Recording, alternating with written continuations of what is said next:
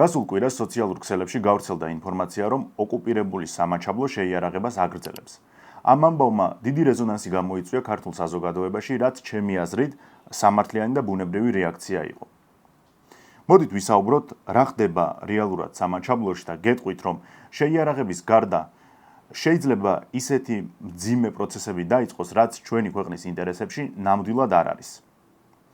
თუმცა ეს ინიციატივები რომ არსებობს და ამის შესახებ არც მთავრობა და მით უმეტეს არც ოპოზიცია ხმას არ იღებს, ეს ტრაგიკულია. მთავრობა შეიძლება იმიტომ რომ ვერ ბედავს ხმამაღლა საუბარს და აქტიურობას, ხოლო ოპოზიცია ინფორმირებული საერთოდ არ არის.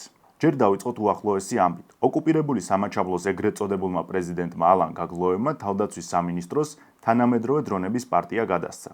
გადაცემის დროს გაგლოევმა განაცხადა, რომ თანამედროვე ტექნოლოგიები მნიშვნელოვან როლს თამაშობენ თავდაცვის უნარიანობის ამაღლებაში, ხოლო დრონები დანაყოფების ეფექტიან მუშაობასა და საზღვარზე სადამკვირვებლო სისტემებს გააძლიერებენ. საინტერესოა, რომ ცხინვალში აცნობიერებენ, რომ თანამედროვე ბრძოლის წარმოება იცვლება და რაღაცებს მხედველობაში იღებენ.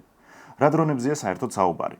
რუსეთ-უკრაინის ომის დაწყებიდან ჩვენ კონკურენციას და ბრძოლას ვხედავთ არა მხოლოდ ფრონტის ხაზზე, არამედ ტექნოლოგიებშიც.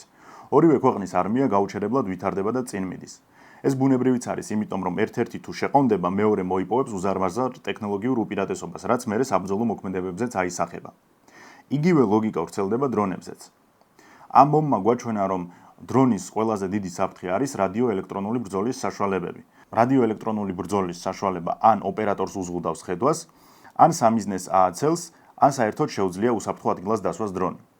ამ რეალობიდან გამომდინარე შეიქმნა ოპტიკურ-ბოჭკოვანი დრონები. მიუხედავად იმისა, რომ 2023 წელს უკრაინამ საჯაროდ წარადგინა ოპტიკურ-ბოჭკოვანი დრონი, პირველი პრაქტიკული გამოყენება და სერიული წარმოება რუსებმა დაიწყეს. ჯერ იყენებდნენ კურსკის ოლქის კონტრშეტევაში, შემდეგ კი უკვე კუპიანსკის და ზაპოროჟიეს მიმართულებებზე. რა თქმა უნდა, უკრაინელებმაც მალევე დაიწყეს წარმოება და აქტიური გამოყენება. წლის ბოლოს მათ უკვე დიდი მარაგები ჰქონდათ.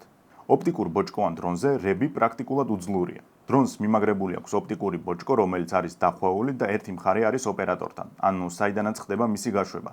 შეიძლება მანქანაზე იყოს მიმაგრებული ან სტაციონარულ სადგურზე. უფრო ხშირად ოპერატორთან. დრონი მიფრინავს და ეს ბოჭკო სულ უფრო იშლება. რადგან მონაცემები გადის ოპტიკურ ბოჭკოში და არა რადიო ტალღებით, შეუძლებელია დრონს რადიო ჩახშობით რამე დააკლო. ასევე შეუძლებელია მოახდინოს სიგნალის გადაჭერა და დასვა ან კონტროლი მოწინააღმდეგემ გადაიბაროს. ერთადერთი თუ დაინახავ ამ უთხელეს სადენს და გადაჭრი, მაშინ ჩამოვარდება, მაგრამ ეს სადენი იმდენად თხელია, რომ რთულია შენიშნო. ალბათ მილიონზე 1-2 შემთხვევა მოდის, როდესაც დაინახავენ და ისე გადაჭრიან. ასეთი დრონის სუსტი მხარე არის ის, რომ მოქმედების რადიუსში შეზღუდულია.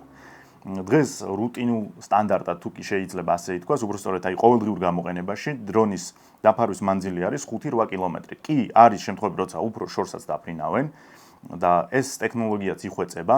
აი მაგალითად საინტერესო ამბავს გეტყვით, ვიდეოს ჩაწერის წინა დღეს მოხდა ასეთი რაღაც. უკრაინულმა წყარომ დაწერა, რომ ოკუპანტების ოპტიკურ-ბოჭკოვანმა დრონმა პირველად მიაღწია ხარკოვამდე. დაახლოებით 23 კილომეტრი იფრინა. მეორე სუსტი მხარე არის ის, რომ მანევრირებაში შეზღუდულია. მას ხომ მიყვება სადენი და შესაბამისად მისთვის ყველაზე იდეალური ტრაექტორია არის სწორხაზოვანი ფრენა. როცა უკვე სამიზნეს აღმოაჩენს და გადაწყვეტს თავდასხმას, მაშინ კი ბატონო შეუძლია მანევრების გაკეთება, სანამ ზუსტად არ დაუმიზნებს. თუ საუბარი არის იმაზე, რომ ოპტიკურ-ბოჭკოვანმა დრონმა უნდა შეუტიოს მძიმე ტექნიკას, ტრანსპორტს ან შენობაში შეფრინდეს, არანაირი პრობლემა არ არის. და ბუნებრივია, დიდ და მძიმე ასაფეთქებელ ნივთიერებასაც ვერ გადაიტანს, თუმცა მთავარი არის ის, რომ მსგავსი ტიპის დრონის გადაჭერა არის ყველაზე რთული, რადგან რები ვერ ახარვეზებს. ზუსტად ასეთი ტიპის დრონები მიიღო შეიარაღებაში ეგრეთ წოდებულმა სამხრეთ ოსეთმა. საუბარია ოპტიკურ-ბოჭკოვან დრონ ბუმერანგზე.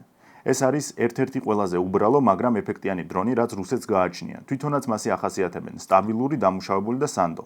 აღნიშნული დრონის ოჯახი რამდენიმე მოდელისგან შედგება და საკმაოდ პრაქტიკულია. გამოიყენება არა მხოლოდ ცოცხალი ძალის ან ტექნიკის წინააღმდეგ, არამედ ასევე უშუალოდ სხვა დრონების წინააღმდეგ.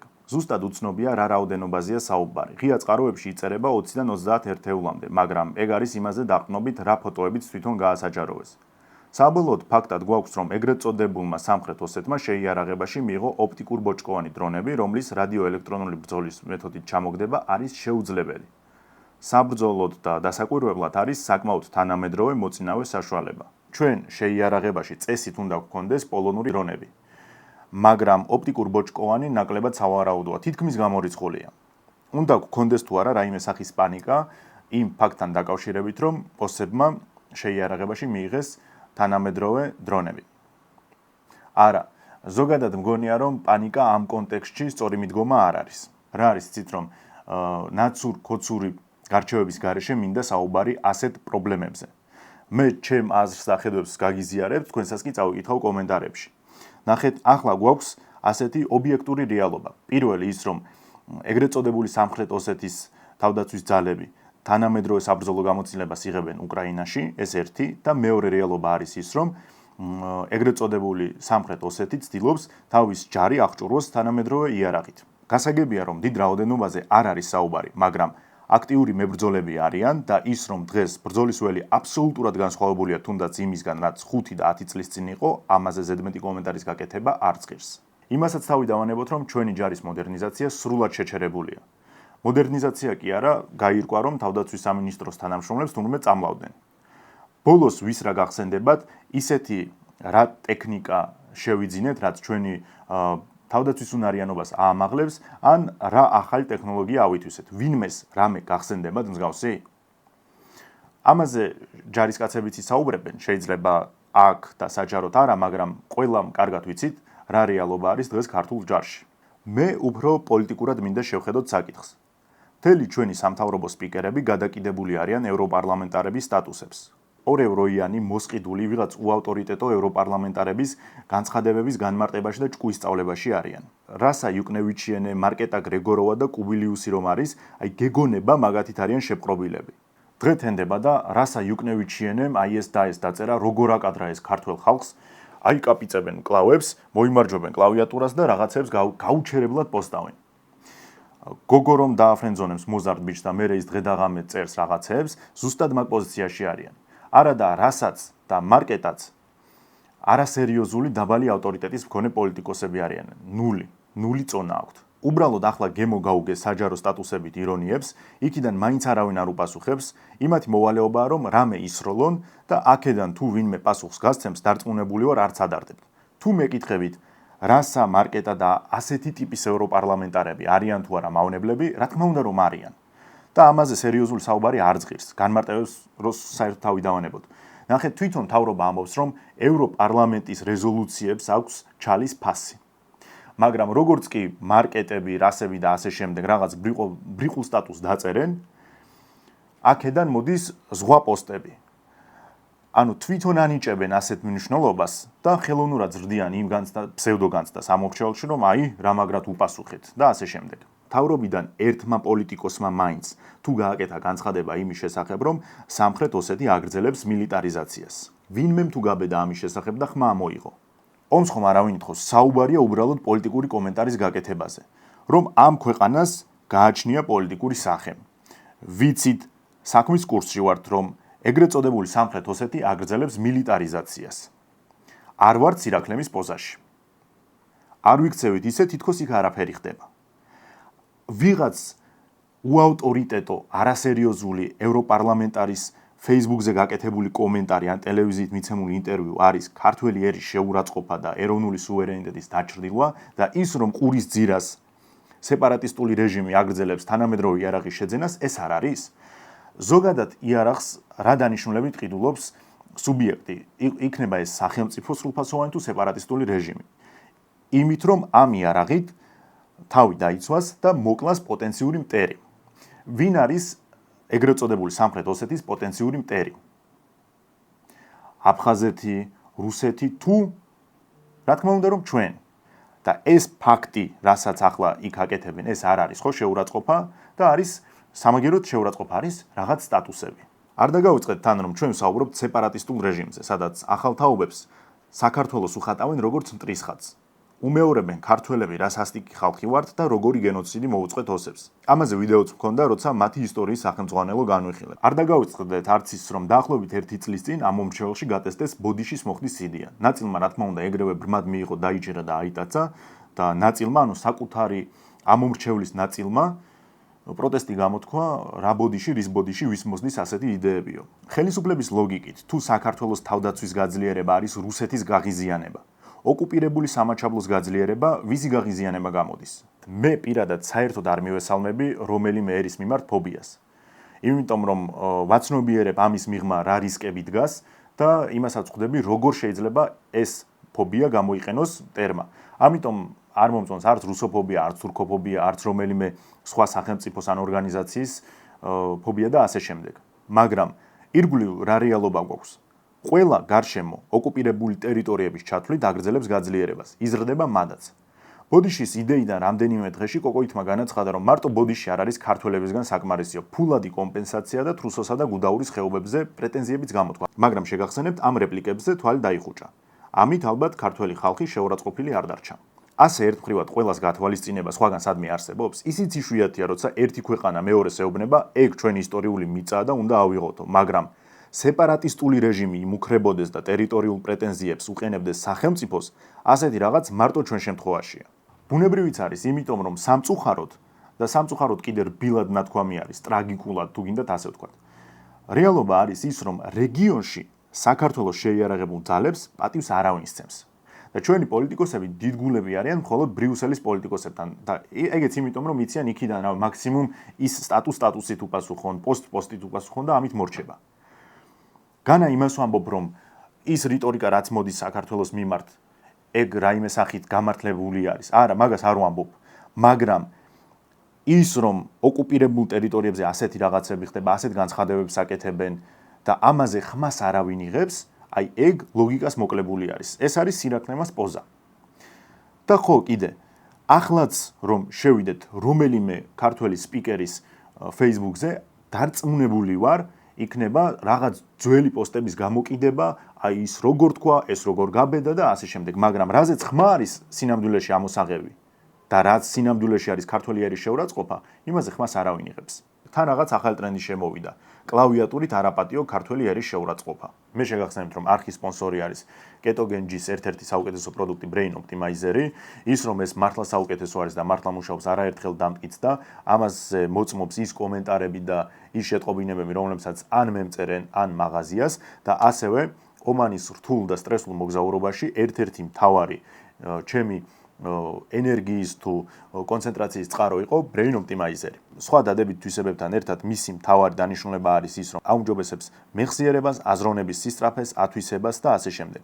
შესაძლებლად შეგიძლიათ მიბრძანდეთ ადგილზე ვაჟა-ფშაველას 12-ში, ან გამოიწეროთ საიტიდან.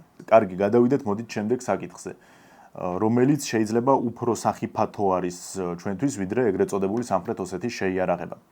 რა სიტუაცია გვაქვს ახლა კავკასიაში? რუსეთის გავლენები არის შესუსტებული.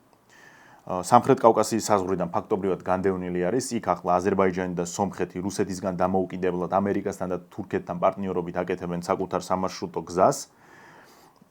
შესაბამისად, ამ გზას კი გააჩნია დიდი ამბიციები, დიდი მომავალი, მაგრამ მინიმუმ მის მშენებლობას წლები დასჭირდება. მხოლოდ წლების შემდეგ შეძლებს კონკურენციაში შევიდეს ტრადიციულ მარშრუტზე, რომელიც გადის საქართველოზე. ამის შესახებ უკვე თვითონ ამ ქვეყნის ლიდერებიც საუბრობენ. მაგალითად, აზერბაიჯანის პრეზიდენტმა განაცხადა, რომ ამჟამად ტრანსპორტირება საქართველოს გავლით ხორციელდება, მაგრამ ერთ დღესაც პირდაპირ სომხეთიდან აზერბაიჯანის გავლით მოხდება. არაფერი პირადული, ვიღაც სეპარატისტული რეჟიმი არ გცემს პატივს და არ გიწევს ანგარიშს, რა გასაკვირია თუ სრულფასოვანი სახელმწიფო მიუხედავად იმისა, რომ მეზობელია, უფრო მეტად დააყენებს საკუთარ ეროვნულ, პოლიტიკურ და ეკონომიკურ ინტერესს წინ. ამიტომ სომხეთიც და აზერბაიჯანიც შეეცდებიან თავიანთი მარშრუტი გახადონ უფრო სრულყოფილი და ქართული ჩაანაცვლონ. ეს ბუნებრივი არის. მაგრამ ისევ და ისევ ამის განხორციელებას სჭირდება წლები და რაც უფრო მნიშვნელოვანი არის, სომხეთსა და აზერბაიჯანს შორის უნდა იყოს ხანგრძლივი მშვიდობა. ეს რამდენად შენარჩუნდება კიდევ საკითხავია. რადგან სამხრეთ კავკასიის სამხრეთ საზღვრებზე რუსეთის გავლენები შესუსტდა, ხოლო ახალ სატრანსპორტო ქსელში საერთოდ არ ფიგურირებს, მოსკოვიც ცდილობს სხვა გზები მოძებნოს, რომ ლოჯისტიკური გავლენა გააძლიეროს. ესეც ბუნებრივი რეალობაა. რუსეთი ყველგან და ყოველთვის ეცდება საკუთარი გავლენის მოხვეჭას. აქ შესუსტდება, ეცდება აქ გაძლიერდეს, აქ ფეხი დაუწდება, ეცდება აქ გამოასწოროს და ასე შემდეგ. აქ ახალი არაფერია. მაგრამ საინტერესო არის ის, რომ ახალ სატრანსპორტო რეალობაში ისინი საქართველოს და ოკუპირებულ სამხრეთ ოსეთს მოიაზრებენ. არის ასეთი სოლიდური ანალიტიკური პლატფორმა Russian Council, რომელიც აკეთებს გეოპოლიტიკურ ანალიზებს. ასაჯაროებს რუსეთის საგარეო პოლიტიკურ ხედვებს და წერს საერთაშორისო უსაფრთხოებაზე. საიტი აქტიურ კავშირშია რუსეთის საგარეო საქმეთა სამინისტროსთან. ფაქტობრივი ინფორმაცია, რაც წერია, პრაქტიკულად ყოველთვის სწორი, ასეთ რაღაცებს არ იტყუებიან. ასევე თითოეული დაწერილი სიტყვა ეს არის კრემლის ელიტის ხედვა ძირითადად საგარეო პოლიტიკის მიმართულებით. სუსტ მხარედ კი ის შეიძლება მოვიაზროთ, რომ ეს არის პროკრემლური ნარატივები და ყველაფერი არის მორგებული კრემლის ინტერესებზე, მაგრამ ამ შემთხვევაში პირიქით ეს სუსტი მხარე არის ჩვენთვის საინტერესო, იმიტომ რომ უნდა გავიგოთ რაზე ფიქრობენ, რას ფიქრობენ და როგორ უყურებენ საკითხს. სტატიაში წერია, რომ რუსეთი ცდილობს სატრანსპორტო დერეფნის ჩრდილოეთის სამხრეთის დასავლური ტოტი გააფართოვოს და ამაში სატრანსპორტო კვანძის სრულფასოვანი წევრები შეიძლება გახდნენ ოკუპირებული აფხაზეთი და სამაჩაბლო. ასევე განიხილება სარკინიგზო მონაკვეთის მშენებლობა ალაგირი ცხინვალი გორის რკინიგზასთან დაერთების შესაძლებლობით. ევრაზიის განვითარების ბანკის მოხსენების მიხედვით, ჩრდილოეთის სამხრეთის საინვესტიციო პროექტების სახით გათვალისწინებული იყო ქვეშეთი კობის საგზაო მონაკვეთის მშენებლობა. თუმცა, როგორც სტატიაში ვკითხულობთ, შეყოვნებით მიმდინარეობს მშენებლობა და ინფრასტრუქტურული შეზღუდვები რჩება. წესით ეს პროექტი 2024 წლისთვის უნდა დასრულებულიყო. ანალიტიკაში წერია და არ მინდა ამას მხოლოდ ანალიტიკა უწოდო, იმიტომ რომ სინამდვილეში ეს არის უკვე ხედვა. და ამ ხედვაში წერია ასეთი რაღაც, რომ სამხედრო ოსური გზის აღდგენა მამისონის უღელტეხილის მიმართულებით და ამ შემთხვევაში გულისხმობ ჩრდილოეთ ოსეთს, რუსეთსა და საქართველოს შორის გააჩენდა შესაძლებლობას, რომ გაიხსნას ახალი საავტომობილო გზა. ამ ახალი საავტომობილო გზის გახსნით არსებულ გამშვებ პუნქტზე შემცირდებოდა დატვირთვა. თან ამბობენ, რომ ამ შემთხვევაში მარშრუტი გაივლის ჩრდილო ოსეთიდან სამხრეთ ოსეთშიც და სამხრეთ ოსეთიდან უკვე დასავლეთ საქართველოს წვდომაც იხსნება, რაჭასა და იმერეთში. ხოლო უფრო ფართო სურათში შავ ზღვაზე გასასვლელი გზაც გახდება. შემდეგ წერია, რომ ოკუპირებულ სამხრეთ ოსეთში სამაგისტრალო გზის ფუნდამენტი უკვე არსებობს. და იმ შემთხვევაში, თუ საქართველოსა და ოკუპირებულ სამხრეთ ოსეთს შორის ტრანზიტი დაიწყება, ლის-რიკვაისას მონაკვეთი დამატებითი საბაჟო კონტროლის პუნქტი გახდებოდა. შემდეგ ვკითხულობთ, რომ როკის გვირაბიდან თუ უნდა გაკეთდეს ახალი ტოტი, ამ შემთხვევაში ეს კიდევ უფრო დიდ გამოწვევებთან არის დაკავშირებული, იმიტომ რომ ეგრეთ წოდებული სამხრეთ ოსეთის ინფრასტრუქტურა არის დაბალ დონეზე განვითარებული, დიდი ინვესტიციები იქნება მაშინ ჩასადებით და ეს ვარიანტი ყველაზე დაბალ პრიორიტეტული არის. ერთ-ერთ ოპტიმალურ ვარიანტად სახელდება ცხინვალი გორის სარკინიგზო მიმოსვლის აღდგენა, რომელიც ასევე ხარჯებთან არის დაკავშირებული, მაგრამ ბევრად ნაკლებთან, ვიდრე სამანქანო გზების მოდერნიზაციას სჭირდება. ეს ძალიან მნიშვნელოვანი მომენტია, რადგან პირდაპირ არის განხილული, რომ ჩრდილოეთის სამხრეთის დასავლეთ ტოტის რკინიგზის გატარება ეგრეთ წოდებულ სამხრეთ ოსეთზე რუსეთისთვის პრაქტიკულ ინტერესს წარმოადგენს, რადგან ახლა მთელი სარკინიგზო ტრანზიტი გადის აზერბაიჯანზე და როგორც ამ ანალიტიკაში წერია, რადგან აზერბაიჯანზე გადის, ეს ნიშნავს, რომ აზერბაიჯანზე არის ეს გზა დამოკიდებული. გამომდინარე იქიდან, რომ ახლა აზერბაიჯანი ცდილობს საკუთარ მარშრუტებში წამოიწიოს წინ და ზანგეზურის დერეფანი მათგან ერთ-ერთი არის, რუსეთისთვის საჭირო ხდება არსებობდეს ალტერნატიული სარკინიგზო მარშრუტი, რომელსაც მთლიანად რუსეთი გააკონტროლებს. და ამ შემთხვევაში განიხილება გაიაროს ეგრეთ წოდებულ სამხრეთ ოსეთზე, შემდეგ დაერთდეს გორსა და თბილისზე. ანუ ხვდებით ხო რა გათვლაავთ. გეგონება რაღაც პარალელური სამყარო არსებობს. იქ რასაც უნდა და როგორც უნდა ჭრიან, კერავენ და გეგმავენ, აქ კაციშვილი ხმას არ იღებს. რაც ცხინვალი გორის რკინიგზა, რაც ცხინვალი დასავლეთ საქართველოს მაგისტრალი. თითქოს აქ ჩვენ ვართ რეალურად ოკუპირებული ტერიტორიები და სხვა ყველა დანარჩენი აფხაზეთის და სამაჩაბლოს ჩათვლით. თითქოს ისინი არიან დამოუკიდებელი სუვერენული სახელმწიფოები. თან სიმართლე გითხრათ, სამხრეთ ოსეთს არ ყავს ისეთი ლობი, რომ ასეთ მაღალი დონის ანალიტიკური პლატფორმაზე ამდენი დრო დაუთმონ. ეს არის კარგად გააზრებული, კარგად შესწავლილი საკითხი რუსების მიერ. ყველა დასახელება, ყველა გზის მდგომარეობა, ყველა მონაკვეთის და პოტენციური მონაკვეთის შესახებ ორივე მხარეს აქვს ზუსტი ინფორმაცია. ყველა სიტყვა არის 100-ჯერ გაანალიზებული და ისე დაწერილი, ანუ შემთხვევით იქ არაფერია. შესაბამისად, მთელ ამ რიტორიკაში სამხრეთ ოსეთის როლი, რომ კოლოსალურია, ეს სპეციალურად წერია. მეტიც, პირდაპირ ამბობენ, რომ თუ მაგალითად რკინიგზა აღდგება ცხინვალი გორი, ეს იქნება რუსეთის პრაქტიკული ინტერესი, რადგან მის მიერ კონტროლირებადი სატრანსპორტო კვანძი გახდება. და ყველას ცუდი იცით რა არის, რომ წინასწარ უკვე გააზრებული აქვს პოლიტიკურად ეს როგორ უნდა მოქმედებდეს, რომ საქართველო არ აღმოჩნდეს უხერხულ მდგომარეობაში და არ მოუწიოს შეეხოს ეგრეთ წოდებული სამხრეთ ოსეთის აღიარება არ აღიარების საკითხს. და გამოსავლად ასეთ რაღაცას ასახელებენ. უნდა შეიქმნას სამოკავშირეო სახელმწიფო და თბილისი თანამშრომლობას გააფორმებს პირდაპირ მოსკოვთან, შუამავლების გარეშე. შუამავლებში აქ გულისხმობენ ცხინვალს, რომ მაგალითად, საქართველოსთან არ მოუწიოს ვინმეს რაიმე შეთანხმების დადება უშუალოდ ცხინვალთან, იმიტომ რომ ეს უკვე აღიარების საკითხი არის. ცხინვალთან რა შეთანხმება უნდა დაიდოს. შესაბამისად, ასეთ ალტერნატივას ასახელებენ, რომ გვერდი აუარონ ცხინვალის საკითხს. მეორე ვარიანტია 2011 წლის მოდელი, რის მიხედვითაც ოკუპირებული სამხრეთ ოსეთი არის სატრანზიტო ზონა რუსეთსა და საქართველოს შორის, ხოლო მონიტორინგს ახორციელებს მესამე ქვეყნის კომპანია. ადრე იყო შვეიცარიული კომპანია, მერე განიხილებოდა მისი ჩანაცვლება ბელარუსობით. აფხაზეთიდან უკვე პირდაპირ შემოგთავაზეს რკინიგზის გაყვანა საქართველოზე, მაგრამ ჩვენი მხრიდან მტკიცე უარი იყო და სწორიც არის. რუსეთი ახლა რასაც აკეთებს, ეს არის ბინძური манипуляციები, რომელსაც საერთოდ არ აინტერესებს თბილისში ამ საკითხზე ვინ რას ფიქრობს. თან როგორ უწერიათ, რომ აზერბაიჯანზე რა მარშრუტიც გადის, ის არის სრულად აზერბაიჯანის კონტროლირებადი. ამიტომ რუსეთს სჭირდება ახალი მარშრუტი, რომელიც გაივლის ეგრეთ წოდებული სამხრეთ ოსეთიდან გორამდე.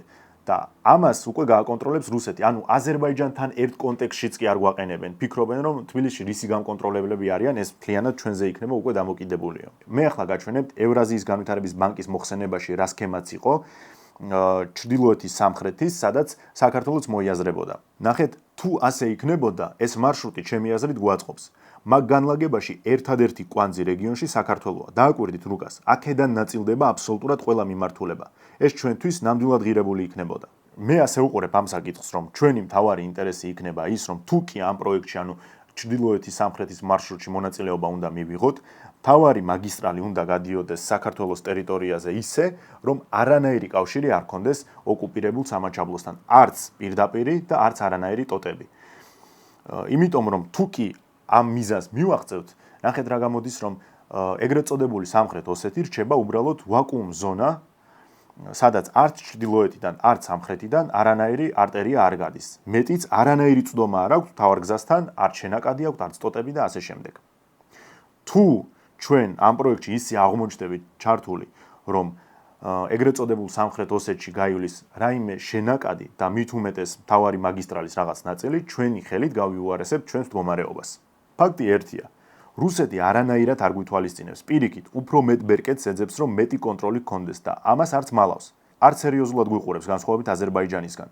იქიდან აქეთ უნდა გადმოტანა, რომ იმ გზას აზერბაიჯანი აკონტროლებსო და ჩვენზე რომელმაც უნდა გაიაროს, მაგაზე წერენ, რომ მაგას რუსეთი გააკონტროლებსო. სტატიის ბოლოში რეკომენდაციაა გაცემული, რომ ეგრეთ წოდებული სამხრეთ ოსეთის ინფრასტრუქტურა ახლა ტრაგიკულ მდგომარეობაში არის და რუსეთის მთავრობამ უნდა დაიწყოს მჭიდრო კოორდინაცია სამხრეთ ოსეთთან, რომ გაიმართოს ინფრასტრუქტურა. რის შემდეგაც უნდა შეიქმნას ერთიანი საბაჟო სისტემა. თუ ეს შეიქმნება, მაშინ საბაჟო პროცედურები ქვედა ზარამაგიდან გადმოინაცვლებს ეგრეთ წოდებულ სამხრეთ ოსეთისა და საქართველოს საზღვარზე, რომელსაც რუსები და ოსები ერთად გააკონტროლებენ.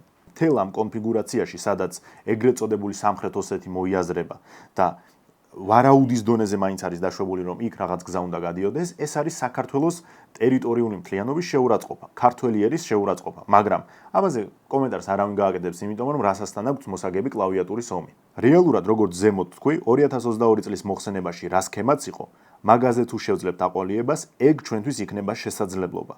თითქმის ერთადერთი სცენარია, სადაც ყველაზე მოგებული სიტუაციიდან ჩვენ გამოვდივართ.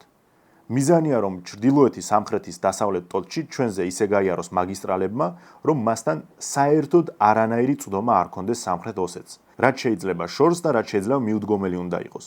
მერე იქნება უბრალოდ ტერიტორია, რომელიც თავის თავს ვერცერთ ეკონომიკურ ან პოლიტიკურ სივრცეში ვერ პოულობს. ყველა წამყვანი გზა მისი ავლით არის გაკეთებული და სრულად უფუნქციოა. შეგვიძლია სწორი მიდგომით რაღაცები საჩვენოდ გამოვიყენოთ. შეიარაღების კუთხითაც, ეკონომიკურ-პოლიტიკური გადალაგების კუთხითაც, ერთადერთი რაც არ უნდა გავაკეთოთ, სირაქლემის პოზაში არ უნდა ვიყოთ და არ უნდა ვიქცეოდეთ ისე, თითქოს ვერ ვხედავთ, რომ ირგვლივ უზარმაზარი ცვლილებები არის. ყველა ამჩნევს ამას, აბსოლუტურად ყველა. მათ შორის ოკუპირებული ტერიტორიების ადმინისტრაციები, რომ აღარაფერი ვთქვათ ჩვენს მეზობლებზე. ყველა სარგებლობს სიტუაციით. ზოგი რიგდება, ზოგი ლაგდება, ზოგი ძლიერდება, ზოგი ეძებს ახალ ბაზრებს, ზოგი ეძებს ახალ სამხედრო ტექნიკას და ასე შემდეგ. და აი ახლა არის კითხვა, რას ვაკეთებთ ჩვენ და ამაზე უკვე თქვენ უპასუხეთ კომენტარებში. დროებით.